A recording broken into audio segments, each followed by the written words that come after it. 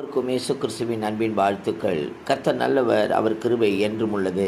எனக்கு அருமையான தேவஜனமே, இன்றைக்கு தேவனால் சொல்லப்படுகிற ஒரு வார்த்தை, ஒருவரை ஒருவர் தாங்கி ஒருவர் பேரில் ஒருவருக்கு குறைபாடு உண்டானால் கிறிஸ்து உங்களுக்கு மன்னித்தது போல ஒருவருக்கு ஒருவர் மன்னியுங்கள் என்று. ஆம் பிரியமானவர்களே, ஒருவருக்கு ஒருவர் மன்னிக்க தயப்பற்றவர்களாய் நாம் இருக்க வேண்டுமா?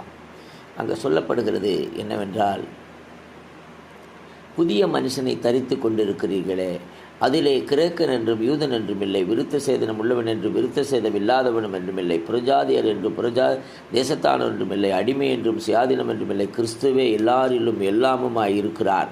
ஆகையால் நீங்கள் தேவனால் தெரிந்து கொள்ளப்பட்ட பரிசுத்தரும் பெரியருமாய் உருக்கமான இரக்கத்தையும் தயவையும் மனத்தாழ்மையும் சாந்தத்தையும் நீடிய பொறுமையும் தரித்து கொண்டு ஒருவரை ஒருவர் மன்னியுங்கள்.